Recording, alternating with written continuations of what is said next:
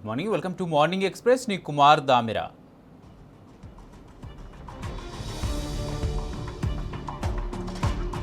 Secunderabad gymkhana grounds లో women's doctors cricket league season 4 ముగింపు వేడుకకు బీఆర్ఎస్ వర్కింగ్ ప్రెసిడెంట్ కేటీఆర్ ముఖ్య అతిథిగా హాజరై గెలిచిన వారికి బహుమతులు అందించారు. ప్రైజ్ మనీని ఆర్గానిక్ వ్యవసాయం చేసే రైతులకు ఇవ్వడంపై కేటీఆర్ హర్షం వ్యక్తం చేస్తారు. ఈ సందర్భంగా ఎమ్మెల్యే, ఎమ్మెల్సీ క్రీడా పోటీల్లో బీఆర్ఎస్ పార్టిసిపేట్ చేయదని కేటీఆర్ స్పష్టం చేశారు. శాసనసభను వాయిదా వేసి క్రీడలు ఆడటాన్ని తాము సమర్థించమన్నారు. సభను ఇంకో 10 రోజులు నడపాలని కోరినా వాయిదా వేయడమేంటని నిప్పులు చెరిగారు. అసెంబ్లీ అయిపోయాక ఆడలేరా అని ప్రభుత్వాన్ని కేటీఆర్ ప్రశ్నించారు.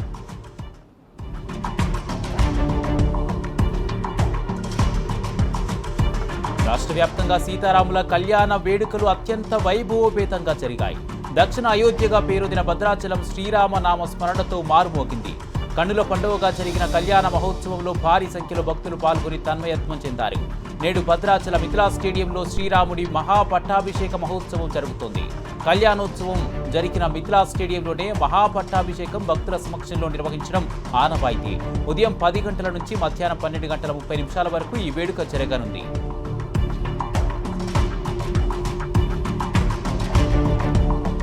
రాష్ట్ర బడ్జెట్లో బీసీ కార్పొరేషన్కు 10,000 కోట్లు కేటాయించి ప్రతి బీసీ కుటుంబానికి రాయితీ రుణం ఇవ్వాలని బీసీ సంక్షేమ సంఘం జాతీయ అధ్యక్షుడు ఆర్ కృష్ణయ్య డిమాండ్ చేశారు. బీసీ బంధు పథకం ప్రవేశపెట్టి 10 లక్షల రుణం ఇవ్వాలని, ఆర్థికంగా వెనుకబడిన కులాలను ఆదుకోవాలన్నారు. 2024లో బీసీ రుణాల కోసం 6,80,000 మంది దరఖాస్తు చేసుకుంటే రుణాలు మంజూరు చేయకుండా పెండింగ్ పెట్టారని, దీంతో కులవృత్తులు దెబ్బతింటున్నాయని మండిపడ్డారు. జనాభాలో 52% ఉన్న బీసీలకు ఎలాంటి పథకాలు అమలు చేయకపోవడం శోచనీయమన్నారు.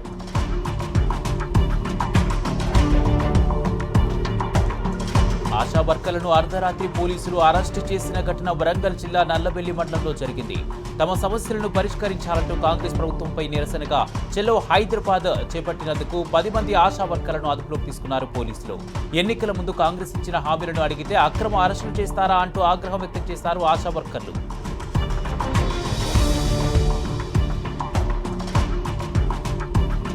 సింగరేణిలో మెడికల్ బోర్డు నిర్వహించకుండా కారుణ్య నియామకాలను ఎత్తివేసేందుకు కాంగ్రెస్ సర్కారు కుట్రలు చేస్తుంది. ఈ కుట్రలకు వ్యతిరేకంగా సింగరేణి వ్యాప్తంగా నిరసనలకు తెలంగాణ బొగ్గుగని కార్మిక సంఘం పిలుపునిచ్చింది.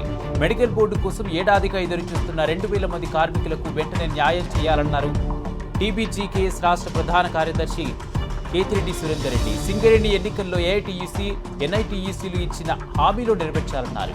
ఈ నిరసన కార్యక్రమంలో కార్మికులు పెద్ద ఎత్తున పాల్గొనాలని కేతిరెడ్డి సురేందర్ రెడ్డి పిలుపునిచ్చారు.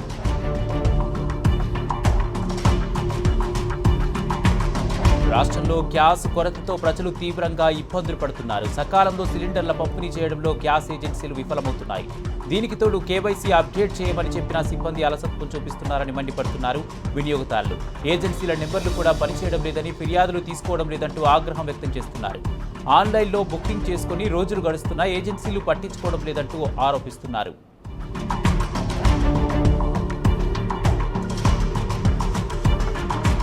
హైదరాబాద్లో రాత్రి ఉరుములు, మెరుపులతో కూడిన వర్షాలు కురిశాయి. కుబ్దుల్లాపూర్, గాజుల రామారం, షేర్లింగంపల్లి, కుకెట్పల్లి ప్రాంతాల్లో భారీ వర్షం కురిసింది. అమీర్పేట్, బంజారాహిల్, సికింద్రాబాద్తో పాటు నగరంలో పలు ప్రాంతాల్లో ఈదురుగాళ్లతో వర్షం పడింది. దీంతో వాహనదారులు రాకపోకలకు ఇబ్బంది పడ్డారు.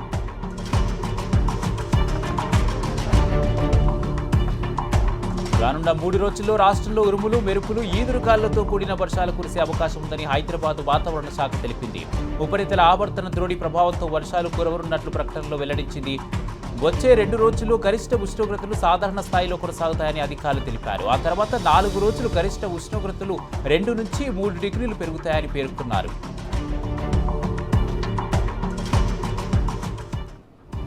ప్రైవేటు వాటర్ ట్యాంకర్ల అడ్డగోలు నీటి దందాపై ఎట్టకేలకు జలమండలి అధికారులు మొద్దునిద్ర వీడారు.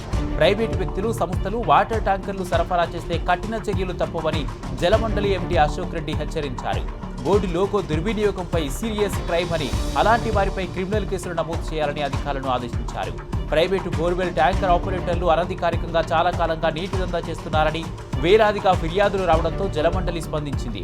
వాటర్ ట్యాంకర్ కావాలనుకునే ప్రజలు జలమండలి అధికారిక కస్టమర్ కేర్ సేవల ద్వారా మాత్రమే బుక్ చేసుకోవాలని సూచించింది.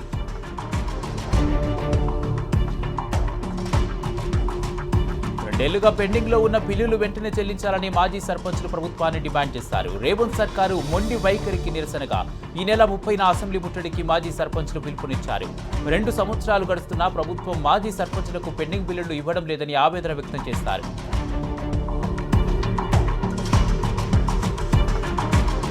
ఆపరేషన్ క్రాక్ డౌన్ లో భాగంగా 8 కేసుల్లో మరో 13 మంది అరెస్ట్ చేశారు కరీంనగర్ పోలీసులు. ఇందులో మొత్తం 24 మంది ప్రేమ్యం ఉన్నట్టు గుర్తించారు. మ్యూల్ ఖాతాల ద్వారా వీరంతా సైబర్ గ్యాంగులకు సహకరిస్తున్నట్లు సిపి గౌసాలం తెలిపారు. 137 కోట్ల లావాదేవీల్లో ఆర్పీఎల్ బ్యాంకు నుంచి 7 మ్యూల్ ఖాతాల ద్వారా 125.8 కోట్ల రూపాయల లావాదేవీలు జరిగినట్టు తేల్చారు.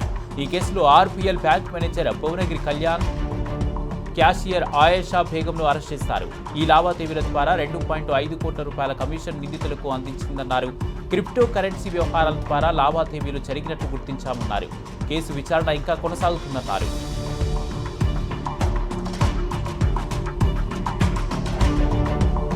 జయశంకర్ భూపాలపల్లి జిల్లా కలెక్టరేట్లో ఓ అధికారి రెచ్చిపోయాడు. లంచం ఇవ్వనిదే బిల్లులు క్లియర్ చేయబోరని తేల్చి చెప్పాడు. అదేంటని ప్రశ్నించిన కాంట్రాక్టర్ మీద టేబుల్పై ఉన్న వస్తువులతో విచక్షణ రహితంగా దాడి చేశాడు.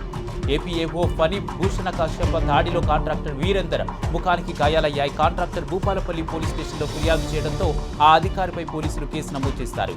గతంలోనూ బిల్లులు క్లియర్ చేయకుండా వేధిస్తున్నాడంటూ ఇదే అధికారిపై కాంట్రాక్టర్ కలెక్టర్కు ఫిర్యాదు చేశాడు. అయినా తీరు మార్చుకోకుండా ఇలా రెచ్చిపోయాడు.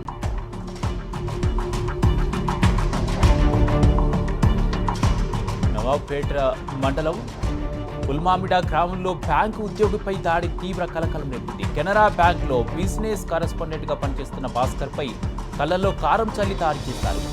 అదే గ్రామానికి చెందిన షబ్బీర్ మెరాజ్ అతని భార్య ఈ ఘాతకానికి ఒడిగట్టారు. పాత కక్షలను దృష్టిలో పెట్టుకునే వారి దాడి చేసినట్లు బాధితుడు తెలిపాడు. దానికి సంబంధించిన సీసీటీవీ ఫుటేజ్ పోలీసులకు ఇప్పటికే ఎలాంటి చర్యలు తీసుకోలేదని బాధితుడు ఆరోపిస్తున్నారు.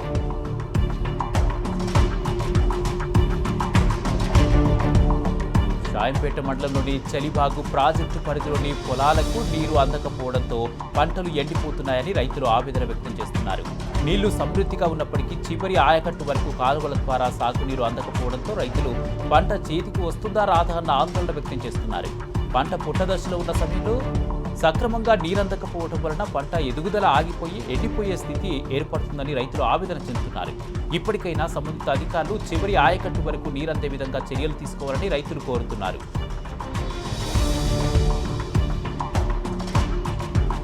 కర్నూలు జిల్లాలో పెళ్లి ఇంట్లో విషాదం చోటు చేసుకుంది. కోసిగి మండలం అగసునూరు గ్రామం సమీపంలోని ఆర్డీఎస్ ఆనకట్ట వద్ద స్నానం చేయడానికి వెళ్లిన 4 యువకులు తుంగభద్ర నదిలో మునిగి ప్రాణాలు కోల్పోయారు. స్థానికులు రక్షించే ప్రయత్నం చేసినప్పటికీ 4 మృతి చెందడంతో పెళ్లి ఇంట్లో విషాద ఛాయలు అలుముకున్నాయి. పోలీసులు కేసు నమోదు చేసి దర్యాప్తు కొనసాగిస్తున్నారు.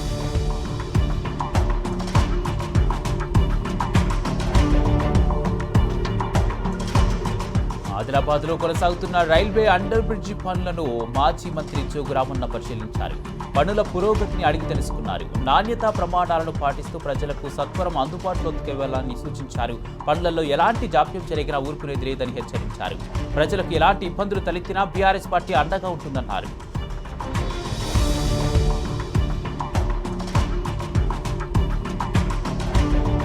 యూరియా కోసం అన్నదాతలు అగచాట్లు పడుతున్నారు. ఎరువుల కోసం కళ్ళల్లో ఒత్తులు పెట్టుకొని చూస్తున్నారు. అధికార పార్టీ నేతలు మాత్రం యూరియాను బ్లాక్ చేసి సొమ్ము చేసుకుంటున్నారు. నాగర్ కర్నూలు జిల్లా అబ్బాయిపల్లిలో ఎమ్మెల్యే వంశీకృష్ణ ముఖ్య అనుచరుడు వేముల రామచందర్ యూరియాను తన ఇంట్లో నిల్వ చేశాడు. దీనిపై పోలీసులే కాదు రెవెన్యూ అగ్రికల్చర్ అధికారులు కూడా పట్టించుకోవడం లేదని గ్రామస్తులు ఆగ్రహం వ్యక్తం చేస్తున్నారు.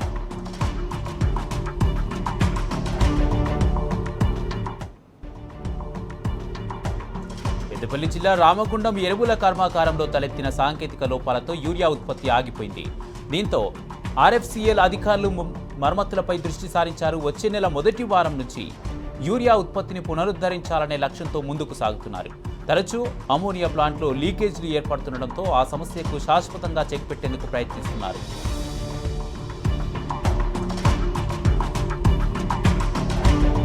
అక్షయ ఫౌండేషన్ ఆధ్వర్యంలో గట్కేసర్ సర్కిల్ పరిధిలో ఏర్పాటు చేసిన చలివేంద్రాలను మాజీ మంత్రి మేడ్చల్ ఎమ్మెల్యే చామకూర మల్లారెడ్డి ప్రారంభించారు. 10 ప్రాంతాల్లో బీఆర్ఎస్ సీనియర్ నాయకులు విష్ణువర్ధన్ రెడ్డి ఏర్పాటు చేసిన చలివేంద్రాలు వేసవిలో అందరికీ ఉపయుక్తంగా ఉంటాయని మల్లారెడ్డి అన్నారు.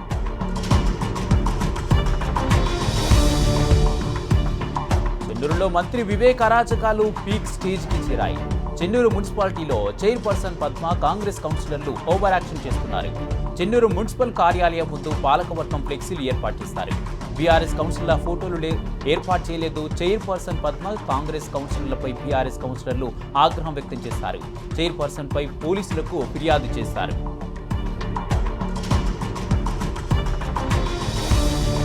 మహబూబాబాద్ జిల్లా గూడూరు, కొత్తగూడ, గంగారం మండలాల్లో మొక్కజొన్న పంటను అమ్ముకునేందుకు రైతులు ఎదురు చూస్తున్నారు. కొనుగోలు కేంద్రాలు లేకపోవడంతో రోడ్లపైన చేలల్లో ఆరబోసుకుంటున్నారు. పంటని కాపాడుకోవడం కోసం నానా తిప్పలు పడుతున్నారు. ఈ నేపథ్యంలో దళారులు రైతులను మోసగిస్తూ అతి తక్కువ ధరకు కొనుగోలు చేస్తున్నారని రైతులు వాపోతున్నారు.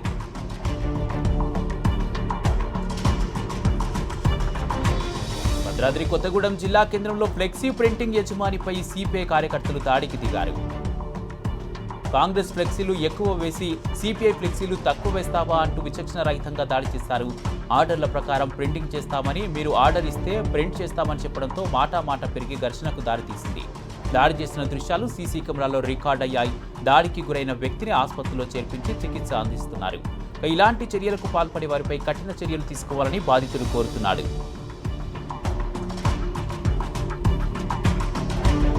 ఆరుగాలం కష్టపడి పండించిన ఎర్రజొన్న రైతులు వ్యాపారుల చేతిలో చిత్తవుతున్నారు. ప్రారంభంలో క్వింటాకు 3,800 రూపాయలు పలికిన ధర ప్రస్తుతం 3,200 రూపాయలే చెల్లిస్తున్నారు. ఎకరాకి 12,000 నష్టం చవిచూడాల్సి వస్తుందని అన్నదాతలు ఆవేదన వ్యక్తం చేస్తున్నారు. ఆర్మూర్, బాల్కొండ, నిజామాబాద్ రూరల్ జిల్లాల్లో ఎక్కువగా జొన్న సాగు చేస్తారు. ప్రతి ఎకరాకు 12,000 రూపాయల నష్టం వాటిల్లిందని రైతులు వాపోతున్నారు. బీఆర్ఎస్ అధినేత, తెలంగాణ తొలి ముఖ్యమంత్రి కేసీఆర్ గురువు ప్రముఖ చరిత్రకారుడు జైశెట్టి రమణయ్య అనారోగ్యంతో కన్నుమూశారు. గతంలో జగిత్యాల పర్యటన సందర్భంగా గురువు రమణయ్య పాదాలకు కేసీఆర్ నమస్కరించారు. తన చిన్ననాటి జ్ఞాపకాలను గురువు రమణయ్యతో పంచుకున్నారు. కేసీఆర్ సిద్దిపేట ప్రభుత్వ డిగ్రీ కళాశాలలో చదువుకునే సమయంలో రమణయ్య హిస్టరీ లెక్చరర్గా పనిచేస్తారు. లెక్చరర్గా పనిచేస్తూనే చరిత్ర పరిశోధన, సౌత్ ఇండియన్ టెంపుల్స్ పై పుస్తకాలు, కరీంనగర్ సమగ్ర చరిత్ర పుస్తకాన్ని ఆయన రచించారు. గురువు డాక్టర్ జైశెట్టి రమణయ్య మృతిపై తెలంగాణ తొలి సీఎం బీఆర్ఎస్ అధినేత కేసీఆర్ సంతాపం ప్రకటించారు.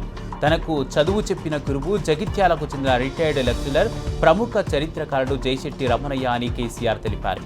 గురువుగా, ఆత్మీయుడిగా రమణయ్యతో తనకున్న అనుబంధాన్ని కేసీఆర్ గుర్తు చేశారు. 1971లో సిద్దిపేటలో జూనియర్ డిగ్రీ కాలేజీలో హిస్టరీ లెక్చరర్గా జైశెట్టి రమణయ్య పనిచేస్తారన్నారు. చిన్న వయసులో ఉపాధ్యాయ వృత్తి చేపట్టిన వ్యక్తిగా జగిత్యాలలో తొలి డాక్టరేట్ పొందిన పరిశోధన విద్యార్థిగా పేరుగాంచారన్నారు. సౌత్ ఇండియా టెంపుల్స్ అనే పరిశోధన గ్రంథాన్ని సమర్పించి జైశెట్టి రమణయ్య పీహెచ్డీ డాక్టరేట్ పొందారు. రమణయ్య మృతితో శోకతప్త హృదయాలైన కుటుంబ సభ్యులకు కేసీఆర్ ప్రగాఢ సానుభూతిని ప్రకటించారు. రమణయ్య ఆత్మకు శాంతి చేకూరాలని ఆ భగవంతుణ్ణి కేసీఆర్ ప్రార్థించారు.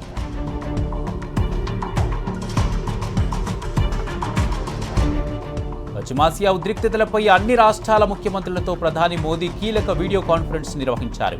ఎన్నికలు జరుగుతున్న రాష్ట్రాల ముఖ్యమంత్రులు మాత్రం మోడల్ కోడ్ ఆఫ్ కాండక్ట్ కారణంగా ఈ సమావేశానికి దూరంగా ఉన్నారు.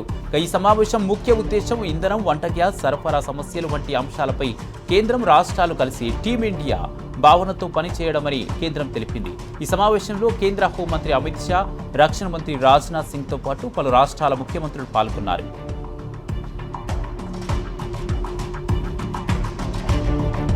పశ్చిమాసియాలో ఉద్రిక్తతల వేళ ఇంధన ధరలపై కలత చెందుతున్న సామాన్యులకు గుడ్ న్యూస్ చెప్పింది కేంద్రం. పెట్రోల్, డీజిల్పై అదనపు ఎక్సైజ్ సుంకాన్ని భారీగా తగ్గిస్తూ ఉత్తర్వులు జారీ చేసింది. లీటర్ పెట్రోల్పై ఎక్సైజ్ సుంకాన్ని 13 రూపాయల నుంచి 3 రూపాయలకు తగ్గించింది. లీటర్ డీజిల్పై 10 రూపాయలుగా ఉన్న ఆ సుంకాన్ని పూర్తిగా తగ్గించింది. అయితే ఈ తగ్గింపు వినియోగదారుడికి బదిలీ కాదు. అంతర్జాతీయ మార్కెట్లో పెరిగిన ముడి చమురు ధరలతో ఆయిల్ కంపెనీలు ఎదుర్కొంటున్న భారీ నష్టాలను ఇది భర్తీ చేయనుంది. పెరిగిన ఇంధన ధరల భారాన్ని ప్రజలపైకి బదిలీ చేయకుండా కేంద్రం ఈ నిర్ణయం తీసుకుంది.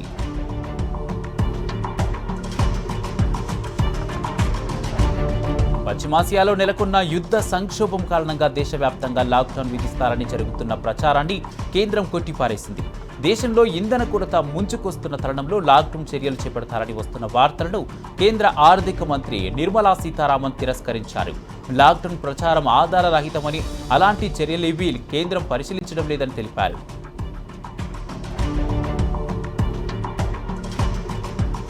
విమాన ప్రమాదాల నేపథ్యంలో వీఐపీల విమాన హెలికాప్టర్ల ఆపరేటర్లకు డీజీసీఏ కొత్త మార్గదర్శకాలు జారీ చేసింది. ఎయిర్క్రాఫ్ట్ నియామకాలతో పాటు ఎప్పటికప్పుడు జారీ చేసే ఆదేశాలను అనుగుణంగా కార్యకలాపాలు కొనసాగించాలని ఆపరేటర్లకు సూచించింది.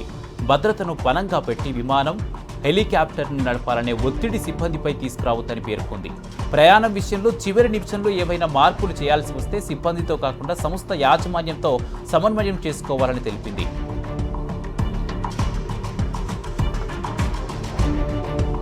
డొక్కు విమానాలతో విమానయాన సంస్థలు ప్రయాణికుల ప్రాణాలతో చెలగాటమాడుతున్నాయి. దేశంలోని 50% వాణిజ్య విమానాల్లో సాంకేతిక లోపాలున్నాయని standing committee on civil aviation తెలిపింది. గత ఏడాది జరిగిన నుంచి జనవరి నుంచి ఏడాది ఫిబ్రవరి వరకు 754 విమానాల్లో తనిఖీలు చేపట్టగా 377 విమానాల్లో లోపాలున్నట్లు గుర్తించారు.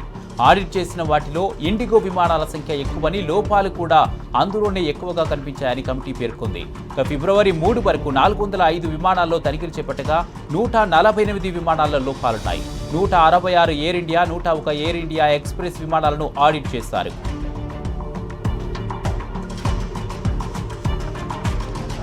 లద్దాఖ్లోని జోజిలా పాస్ వద్ద మంచు చర్యలు విరిగిపడ్డాయి.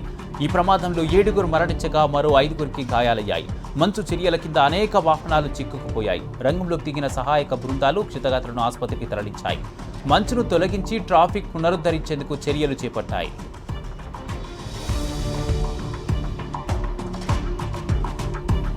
గిరిజన సమాజంపై బీజేపీ, కాంగ్రెస్లు దోపిడీకి పాల్పడ్డాయని నిప్పులు చెరిగారు ఆప్ అధినేత కేజ్రీవాల్. గుజరాత్లోని దాహోద్లో నిర్వహించిన సభలో 2 జాతీయ పార్టీలపై విమర్శలు గుప్పించారు.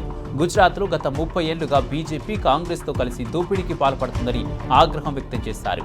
గిరిజనుల అభివృద్ధి కోసం కేంద్రం కోట్లాది రూపాయలు వెచ్చించామని చెబుతోంది. మరి ఆ డబ్బులు బీజేపీ, కాంగ్రెస్ నేతల జేబులు నింపడానికే సరిపోతున్నాయని ఫైర్ అయ్యారు.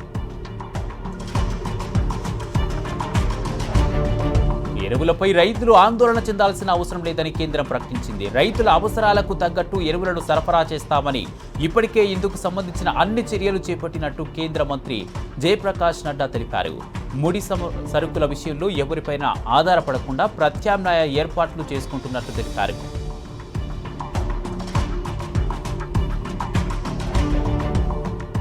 తమిళగ వెట్రి కళగం పార్టీకి సంబంధించిన సోషల్ మీడియాలో మహిళల పట్ల అసభ్యంగా కామెంట్లు పెడుతున్న వారిపై చర్యలు తీసుకోవాలని డిఎంకే నేత సినీ నటి రంజనా నాచియార్ పోలీసులకు ఫిర్యాదు చేశారు. ఆ పార్టీ విధానాలు నచ్చక ఇటీవల డిఎంకేలో చేరిన రంజనపై సోషల్ మీడియాలో దారుణంగా కామెంట్ చేస్తూ అనేక పోస్టులు దర్శనమిస్తున్నాయి. ఇలా పోస్ట్ చేస్తున్న వారిని ప్రోత్సహిస్తున్న వారిని కఠినంగా శిక్షించాలని ఆమె డిమాండ్ చేస్తారు. ఇందుకు టీవీకి అధినేత విజయ్ బాధ్యత వహించాలని రంజనా నాచియార్ అన్నారు.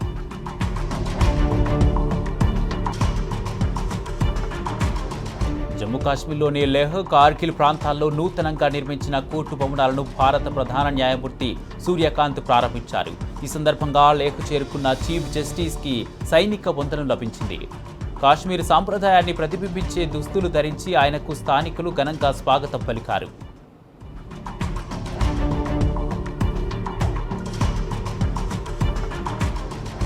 తమిళనాడులో ప్రధాన పార్టీలన్నీ భాగస్వామ్య కూటములతో ఎన్నికల బరిలోకి దిగుతుండగా హీరో విజయ్ సారథ్యంలోని తమిళగ వెట్రి కళగం ఒంటరి పోరుకు సిద్ధమైంది. టీఎంకే కూటమిలో 21 పార్టీలు భాగస్వాములై ఉంటే అన్నా డీఎంకే కూటమిలో కేవలం 10 పార్టీలే ఉన్నాయి. విజయ్ మాత్రం 234 స్థానాల్లో తమ పార్టీ అభ్యర్థులను నిలుపుతున్నారు. కొన్ని చిన్న చితక పార్టీలు ఒంటరిగా పోటీ చేస్తున్నా వాటిని కలుపుకుపోయే విషయంలో విజయ్ పెద్దగా ఆసక్తి చూపడం లేదు.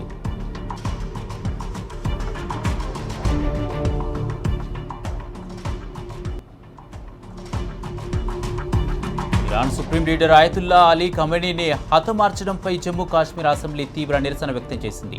నేషనల్ కాన్ఫరెన్స్కు చెందిన శాసనసభ్యులు సభలో తీవ్ర నిరసన వ్యక్తం చేస్తూ అమెరికా, ఇజ్రాయెల్కు వ్యతిరేకంగా పెద్ద పెట్టున నినాదాలు చేశారు. ఇరాన్ ప్రజలకు సంఘీభావం ప్రకటించారు.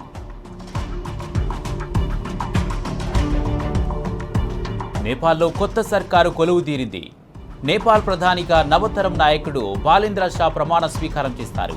శీతల్ నివాస్ వేదికగా బాలన్ చేత నేపాల్ అధ్యక్షుడు ప్రమాణ స్వీకారం చేయించారు.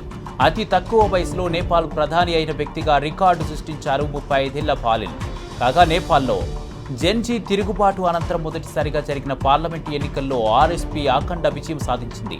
4 సార్లు దేశ ప్రధానిగా సేవలందించిన కేపీ శర్మ ఓలీని చిత్తుగా ఓడించారు పాలెన్. 275 స్థానాలు కాను ఆర్ఎస్పీ 182 స్థానాలు దక్కించుకొని మెజారిటీ సాధించింది. అలహాబాద్ హైకోర్టు సంచలన తీర్పునిచ్చింది. వివాహితుడైన వ్యక్తితో మేజర్ అయిన మహిళ పరస్పర అంగీకారంతో సహజీవనం చేయవచ్చని, అది నేరం కిందకు రాదని హైకోర్టు సంచలన తీర్పునిచ్చింది. నైతికతను, చట్టాన్ని వేర్వేరుగా చూడాలని స్పష్టం చేసింది. ఉత్తరప్రదేశ్లోని షాజహాన్పూర్కు చెందిన ఓ వివాహితుడు 18 ఏళ్ల యువతి సహజీవనం చేస్తున్నారు. యువతి కుటుంబ సభ్యులు వారిపై కేసు నమోదు చేయగా ఈ సంచలన తీర్పునిచ్చింది కోర్టు.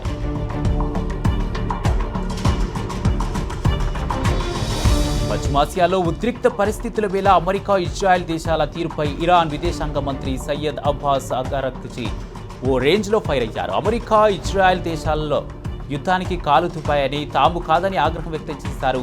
మినాబ్లోని షజరా తయ్యేపే ప్రాథమిక పాఠశాలను లక్ష్యంగా చేసుకుని చిన్నారులను బలి తీసుకోవడం అనైతికమని మండిపడ్డారు. ఈ దాడిని ప్రపంచ దేశాలు ఖండించాలన్నారు అరాగ్చి. ఐక్యరాజ్య సమితిలో జరిగిన మానవ హక్కుల మండలి 49వ సదస్సులో పిల్లలు, విద్యాసంస్థల పరిరక్షణపై జరిగిన అత్యవసర చర్చలో ఆయన ఈ వ్యాఖ్యలు చేశారు.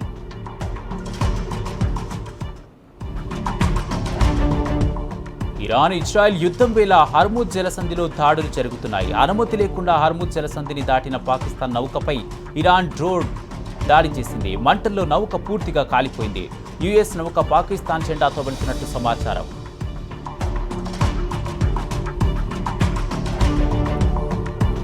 ఇరాన్లోని వ్యూహాత్మక లక్ష్యాలు, క్షిపణి కేంద్రాలపై అమెరికా, ఇజ్రాయెల్ భీకర దాడులు చేస్తున్నాయి.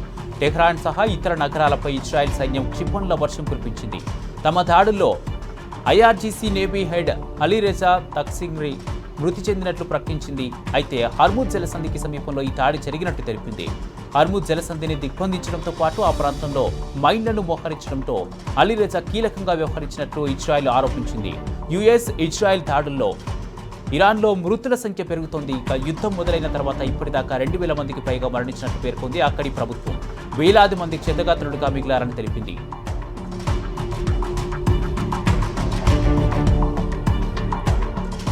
ఇజ్రాయెల్తో పాటు గల్ఫ్లోని అమెరికా స్థావరాలపై ఇరాన్ ప్రతీకార దాడులు కొనసాగిస్తుంది.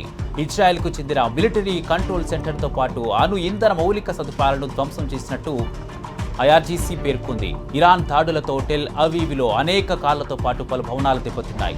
గనైటిక్వా ప్రాంతంలో పలు కార్లు తుక్కుతుక్కయ్యాయి. వెస్ట్ బ్యాంక్లోని ఇజ్రాయెల్ సెటిల్మెంట్ భవనం దెబ్బతింది. భారీగా ఆస్తి నష్టం వాటిల్లింది. సౌదీ అరేబియాతో పాటు కువైట్లోని అమెరికా స్థావరాల లక్ష్యంగా ఐఆర్జీసీ విస్తృతంగా దాడులు చేసింది. టెహ్రాన్ దాడుల తీవ్రత పెంచడంతో ఇరాక్లోని తమ పౌరులకు అమెరికా ఎంబసీ కీలక అలర్ట్ జారీ చేసింది. ఇరాక్ నుంచి అమెరికన్లు వెళ్లిపోవాలని సూచించింది. బాగ్దాద్లోని ఎంబసీకి కానీ, ఇర్ఫాన్లోని కాన్సులేట్కి కానీ వెళ్లొద్దని తెలిపింది. భూమార్గాల ద్వారా జోర్డాన్, కువైట్, సౌదీ అరేబియా, తుర్కీకి వెళ్లాలని తెలిపింది యుఎస్ ఎంబసీ.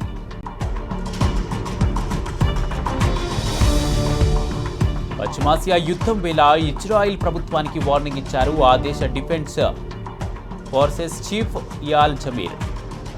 ఇరాన్ యుద్ధంలో ఇజ్రాయిల్ సైన్యం కుప్పకూలే ప్రమాదం ఉందని హెచ్చరించారు. హమాస్, హెజ్బుల్లా, ఇరాన్ దళాలతో ఏకకాలంలో పోరాడుతున్న ఐడిఎఫ్తో సిబ్బంది కొరత తీవ్ర స్థాయికి చేరిందన్నారు. అయితే సైన్యం ఎదుర్కొంటున్న సవాళ్లను ఎదుర్కొనేందుకు రక్షణ చర్యలు తీసుకోవాలని సూచించారు జమీర్. లేదంటే సమస్య మరింత తీవ్రమై ఇబ్బందులు తలెత్తే అవకాశం ఉందని పేర్కొన్నారు.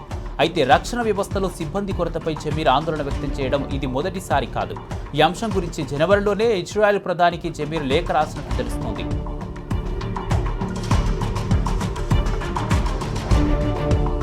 ఎక్కడి నుండో వచ్చి అమెరికాలో సాఫ్ట్వేర్ ఉద్యోగాల్లో స్థిరపడ్డ విదేశీయులకు చెక్ పెట్టే పనిలో పడింది ట్రంప్ సర్కారు. ఈ క్రమంలో అమెరికన్లకు ఉపాధి అవకాశాలు పెంపొందించేందుకు చర్యలు చేపట్టింది. ఇందులో భాగంగా H-1B వీసాదారుల వేతనాలను పెంచేలా అమెరికా కార్మిక శాఖ కొన్ని ప్రతిపాదనలు రూపొందించింది. ఈ ప్రతిపాదనలు అమలైతే విదేశీ ఉద్యోగుల వార్షిక వేతనం $14,000 మేర పెరిగే అవకాశం ఉంది. స్థానికుల కంటే విదేశీయులే అత్యధిక వేతనాలు పొందుతున్నారని, దీంతో తక్కువ జీతాలకు లభించే ఉద్యోగుల వైపే కంపెనీలు ఆసక్తి చూపిస్తున్నాయి. దీనిపై ఎప్పటి నుండో ఆందోళనలు కొనసాగుతున్నాయి. ఈ నేపథ్యంలో కొత్త ప్రతిపాదనలు తీసుకువస్తుంది అమెరికా కార్మిక శాఖ.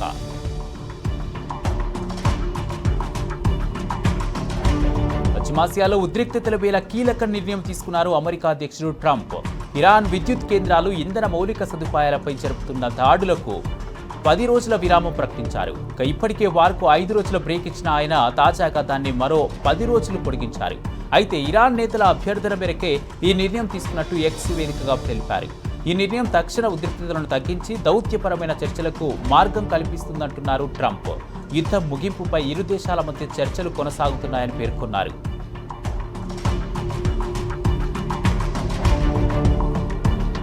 ఇరాన్తో యుద్ధ విరామాన్ని ట్రంప్ మరో 10 రోజులు పొడిగించిన వేళ పెంటగాన్లో పిజ్జాలు ఆర్డర్లు అనూహ్యంగా పెరిగాయి. పాపా జాన్స్ ఆర్డర్లలో 296%, డోమినోస్లో 208%, పిజాటోలో 200% పెరుగుదల కనిపించింది. ఇరాన్లో తన బలాలను మోహరించేందుకు ట్రంప్ ఎత్తుగడలో యుద్ధానికి బ్రేక్ ఇచ్చారని ప్రచారం వస్తున్న నేపథ్యంలో పిజ్జా రేట్లు పెరగడంతో మరిన్ని అనుమానాలకు తావిస్తుంది. పెంటగాన్ చుట్టుపక్కల పిజ్జా ఆర్డర్లు పెరిగాయంటే ప్రపంచంలో ఏదో మూల అలజడి మొదలైనట్టేనని ప్రచారం ఎప్పటి నుంచో ఉంది. ఇటీవల వెనిజులాపై అమెరికా బలగాల దాడి సమయంలోనూ ఇలాగే ఆర్డర్లు పెరిగాయి.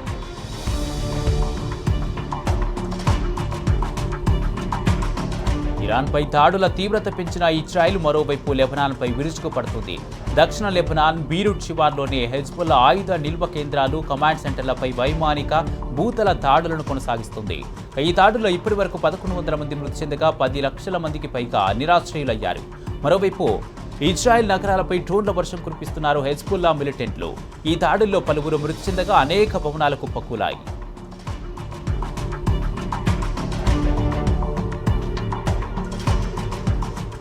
ఇరాన్ నేతలపై మాటల దాడిని తీవ్రం చేశారు ట్రంప్. ఇరానీయులు పోరాటంలో పనికిరారని వారిని ఎత్తేవ చేశారు. అయితే చర్చలు నిర్వహించడంలో మంచి సంధానకర్తలని చెప్పుకొచ్చారు. యుద్ధం ముగింపుకు 4 నుంచి 6 వారాల సమయం పడుతుందని ముందుగా అంచనా వేసినప్పటికీ అంతకన్నా ముందుగానే లక్ష్యాలను చేరుకుంటున్నామని పేర్కొన్నారు. యుద్ధాన్ని ముగించాలని, తమతో ఒప్పందం చేసుకోవాలని టెహ్రాన్ ప్రాధేయపడుతుందని వివరించారు ట్రంప్.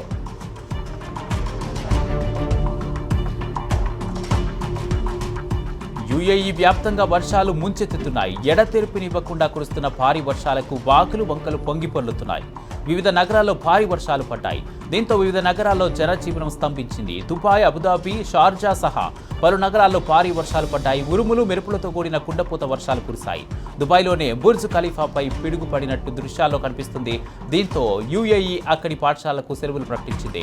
ప్రైవేటు రంగ ఉద్యోగులకు వర్క్ ఫ్రం హోమ్ చేయాలని సూచన చేసింది.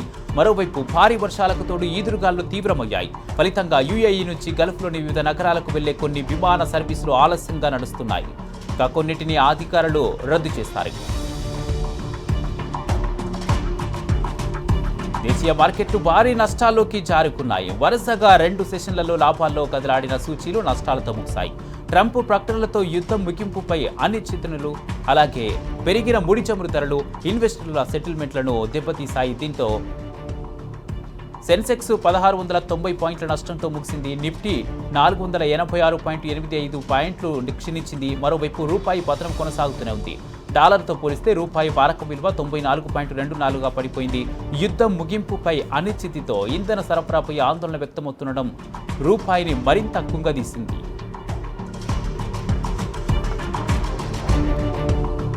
బంగారం ధరలు రోజురోజుకు రైజ్ అవుతున్నాయి. తగ్గినట్టే తగ్గి చిన్నగా పెరుగుదలను నమోదు చేసుకుంటున్నాయి. హైదరాబాద్ మార్కెట్లో 10 గ్రాముల 22 క్యారెట్ల బంగారం ధర 150 రూపాయల మేర తగ్గింది. అలాగే 10 గ్రాముల 24 క్యారెట్ల బంగారం కూడా 160 రూపాయలు తగ్గింది. నిన్న నిలకడగా కొనసాగిన వెండి ధరలు భారీగా పడిపోయాయి. కిలోకి 100 రూపాయల మేర తగ్గి 2,40,000 రూపాయల దగ్గర ట్రేడ్ అవుతుంది.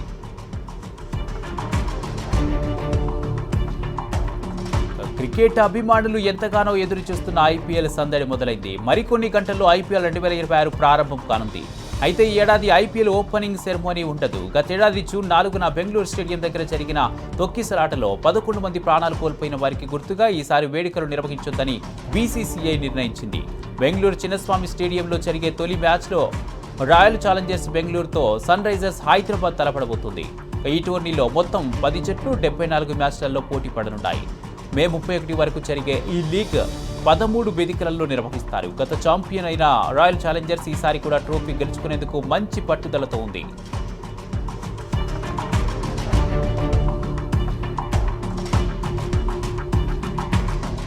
Royal Challengers Bengaluru, Rajasthan Royals అమ్మకాలతో బీసీసీఐకి భారీ లాభాలు వచ్చిపడ్డాయి. ఆయా ఫ్రాంచైజీల విక్రయాలలో 5% బీసీసీఐకి ఫీజుల రూపంలో చెల్లించారు. దీంతో ఆర్సీబీ నుండి 837 కోట్లు, రాజస్థాన్ రాయల్స్ నుంచి 765 కోట్లు బీసీసీఐకి అందనున్నాయి. ఈ రెండు జట్ల అమ్మకాలతో బీసీసీఐకి మొత్తం 1602 కోట్ల రూపాయలు జమ కాబోతున్నాయి.